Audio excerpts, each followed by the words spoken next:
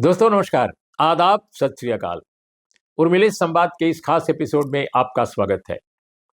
दोस्तों, समाजवादी पार्टी से गठबंधन के बाद कांग्रेस की जो भारत जोड़ो न्याय यात्रा है, राहुल गांधी की बल्कि कहिए भारत जोड़ो जो न्याय यात्रा है, उसमें आज पहली दफा अखिलेश यादव शामिल हुए।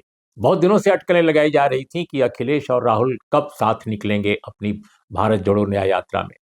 लेकिन अखिलेश यादव ने शुरू में कहा था कि जब सीटों का तालमेल हो जाए, जब ये अलायंस पुख्ता हो जाए, तभी हम राहुल गांधी की न्याय यात्रा में आएंगे।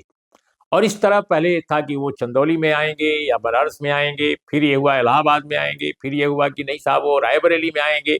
लेकिन बहरहाल आगरा में आज अखिलेश यादव, जब अलायंस बिल्कुल पहले ही घोषित हो चुका है, सीटों के बारे में भी घोषित हो चुका है कि कौन कितनी सीटों पर लड़ेगा और किस तरह से सब कुछ होगा, तो अब अखिलेश यादव ने उन्हें ज्वाइन किया और जबरदस्त भीड़ थी। आई मीन कांग्रेस पार्टी के जो कार्यकर्ता थे, जो समर्थक थे, उनके अलावा समाजवादी पार्टी की जो का जो समर्थक था, वो सब लोग इस आगरा की सड़कों पर उतर पड़े और जबरदस्त लोगों का कहना है कि इस तरह की भीड़ आमतौर पे आगरा में कम देखी जाती है। और आज संडे था, तो संडे की वजह से लोगों की भीड़ और थी। लेकिन दोस्तों, चूंकि मैंने 40 साल से मैं पत्रकारिता में हूं और इलेक्शंस भी करीब करीब 35 साल से कवर कर रहा हूं, तो मैं भीड़ के आधार पर कोई ये नतीजा बहुत सारे अपने यूट्यूबर दोस्तों की तरह ये तो मैं नहीं कहूंगा कि अगर भीड़ आ गई तो जीत आ गई, ऐसा मैं नहीं कहूंगा। लेकिन एक बात जरूर मैं कहूंगा कि ये जो उत्साह और उमंग जो कांग्रेस पार्टी समाजवादी पार्टी के गठबंधन के बाद विपक्ष में, खासकर इंडिया ब्लॉक में, उत्तर प्रदेश में भी दिखाई देने लगा है, ये अनप्रेसिडेंटेड है। इस तरह का उत्साह अभी हाल तक बिल्कुल गायब था। ऐसा लग रहा था कि सारा का सारा विपक्ष पस्त पड़ा है। वैसे भी अखिलेश यादव की पार्टी में भी बहुत सारे लोग थे जो इधर उधर जा रहे थे। कुछ लोगों ने डिक्लेयर किया था कि राज्यसभा चुनाव में जो उन्होंने कैंडिडेट तय तय किए वे बेहद गलत हैं, वो फैसला गलत है, तो उनके खिलाफ भी आवाजें उठ रही थी। लेकिन अब ऐसा लग रहा है कि सब कुछ लाइन पर आ गया है, पटरी पर आ गया है और इंडिया ब्लॉक जो है उत्तर प्रदेश में भारतीय जनता पार्टी को चुनौती देने के लिए बिल्कुल तैयार खड़ा है। अब इस बात पर निर्भर करेगा कि ये नेता किस तरह अपने को जोड़ते हैं, और जोड़ने से ज्यादा महत्वपूर्ण यह है अपने को कि वो जनता से अपने अलायंस को, अपने इंडिया ब्लॉक को कैसे जोड़ते हैं। दोस्तों, इस चैलेंज में एक महत्वपूर्ण पहलू है बीएसपी का, बहुजन समाज पार्टी का। ये भी एक अटकल लग रही है कि जब चुनाव डिक्लेयर हो जाएगा, यानी जब ज्यादा खतरा नहीं होगा केंद्रीय एजेंसियों का, तब शायद बहुजन समाज पार्टी भी अलायंस में कूद पड़े। एक अटकल ऐसी भी है, लेकिन मैं इसको कोई पुख्ता एक या ऐसा होना होगा ही ऐसा मैं बिल्कुल नहीं कह सकता। लेकिन दोस्तों, अगर ऐसा हो जाता है तो बहुत बड़ी घटना होगी, लेकिन इसकी गुंजाइश, जैसा मैं कह रहा हूं, कम है। तो ऐसे में अखिलेश यादव की पार्टी और कांग्रेस के लिए सबसे बड़ा चैलेंज होगा कि वो कैसे बीजेपी को एक ताकतवर ढंग से उससे लड़ सकें, मुकाबला कर सकें, कि वो बहुजन समाज पार्टी के जो सोशल बेस है, जो उसका राजनीतिक समर्थन उत्तर प्रदेश में है, उसको कैसे अपनी ओर खींच लाते हैं। क्योंकि बहुजन समाज पार्टी का जो सामाजिक आधार है और जो राजनीतिक समर्थन है, ये पूरे के पूरे उनके आधार में एक बेहद नाराजगी है बहन जी को लेकर, मायावती जी को लेकर, कि आखिर चुनाव दर चुनाव वो लगातार हारती जा रही हैं और भारतीय जनता पार्टी जो देश की सत्ताधारी पार्टी है और उत्तर प्रदेश की भी सत्ताधारी पार्टी है, उसके आगे वो झुकती जा रही हैं। ऐसा लगता है कि वो भारतीय जनता पार्टी के शासन के दौरान जो कुछ इस देश में घटित हो रहा है, चाहे वो आम लोगों के साथ हो रहा हो, संविधान के साथ हो रहा हो, जनतंत्र के साथ हो रहा हो, या पर्टिकुलरली बहुजन समाज के साथ जो हो रहा हो, उससे ऐसा लगता है कि उन्होंने आंखें मूंद ली हैं, बिल्कुल आंखें मूंद ली हैं। तो फिर आंखें कहां टिकी हैं उनकी? जाहिर है अपने अपने परिवार और अपने एम्पायर को, जो पॉलिटिकल एम्पायर कह सकते हैं, उसको बचाने में उनकी आंखें लगी हुई हैं, वहीं पर केवल टिकी हुई हैं। ऐसा कहने वाले उनके समर्थकों में कम नहीं है। और दोस्तों, बहुत दिनों से स्थिति यह है कि बहुजन समाज पार्टी के आधार में सेंध लगाई है जिस पार्टी ने, उसका नाम है भारतीय जनता पार्टी। ये आश्चर्यजनक है कि जो पार्टी हिंदुत्व की पार्टी है, जिस पार्टी को बहुजन समाज पार्टी के संस्थापक कांशीराम जी वो कहते थे कि ये ब्राह्मणवाद की पार्टी है, वो सीधे कहते थे, एक जमाना तो ये था कि ये ब्राह्मण बनिया गठबंधन की पार्टी है, ये भी कहा करते थे, और कहते थे कि मनुवाद की सबसे शिखर पर जो पार्टी है वो ये है। वैसे तो वो सभी पार्टियों को कहते थे, लेकिन खासकर बहुजन भारतीय जनता पार्टी के प्रति वो शुरू में खूब उन्होंने कहा, लेकिन जब अलायंस हो गया तो उन्होंने कहना थोड़ा कम कर दिया, बल्कि लगभग बंद कर दिया। और एक बार तो फंक्शन में कमाल हो गया, भारतीय जनता पार्टी के नेता भी आ गए। तो इस तरह के बहुत सारे जो जो उतार चढ़ाव, बल्कि यूं कहा जाए कि चढ़ाव तो था लेकिन उतार भी आया उसी समय जब कांशीराम जी मौजूद थे।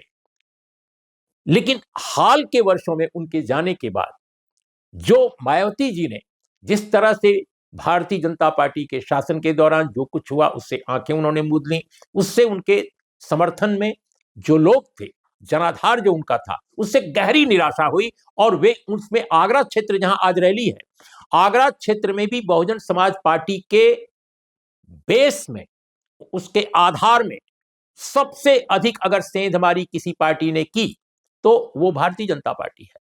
और भारतीय जनता पार्टी को इसका फायदा हुआ, चुनाव में भी फायदा हुआ।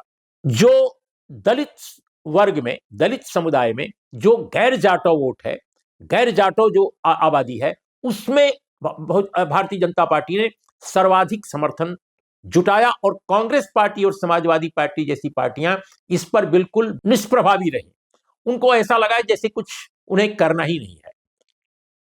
इस फ्रंट पर उन्होंने कोई काम नहीं किया और भारतीय जनता पार्टी निरंतर काम करती रही और उसको बेनिफिट मिला। कानपुर से लेकर आगरा तक अगर देखा जाए तो जबरदस्त फायदा मिला। ईस्टर्न यूपी में भी फायदा मिला लेकिन उतना नहीं।